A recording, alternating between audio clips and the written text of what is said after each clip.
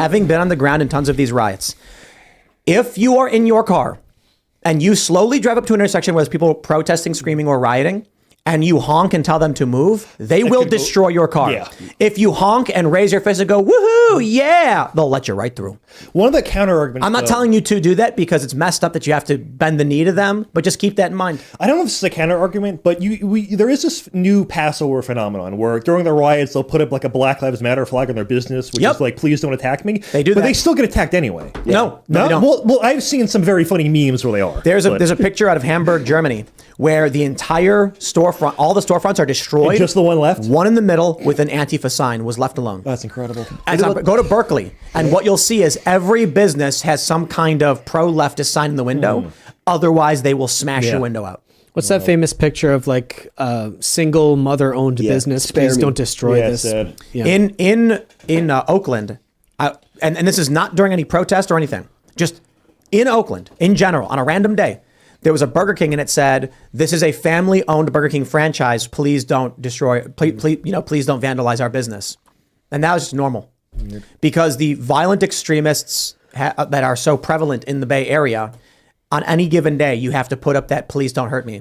I went to a bar, and they had "Trump is a pig" or something in the window, and the bartender was talking about stuff, and she did not sound like a leftist. So I said, "Do you put that thing in the window about Trump?" And she's like, "Oh, we put that there." And I was like, "Do you really not like him?" And she was like, "Oh, I don't care. It's just they'll smash the windows if we don't." Yeah.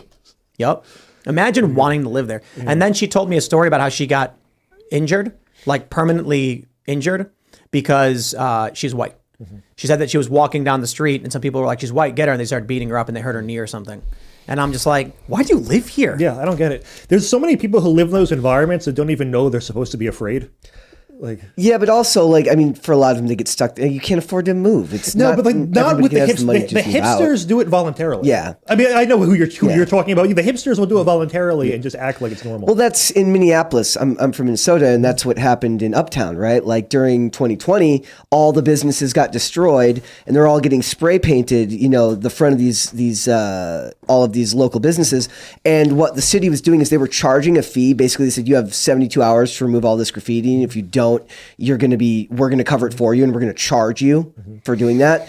And so then they vote for these policies, not realizing that this is your own fault for this happening. But it doesn't reach their brain that there's a way that they could get themselves out of this, but because they're too used to it, it's assimilated into the way they live their lives. It's the kind of the whole rhetoric around harm reduction strategies. There's just sort of this acceptance that everything is awful, and the best we can do is maybe make it slightly less awful. And then you look at El Salvador and go, oh, wait, they were the most violent country in the entire world 5 years ago, and now they have less murders than the state I'm from. A little weird. I'm from New Jersey. It's one of the safest states, and I think have a lower murder rate per capita than we do. Yeah, so. I think some people have said El Salvador is now like the lowest crime in the Americas. I think the murder rate so far this year is out to like 2 per 100,000 or something. From 150 per. Just for context, Chicago's murder rate I think is 30 for every 100,000 people. El Salvador's was 150. So.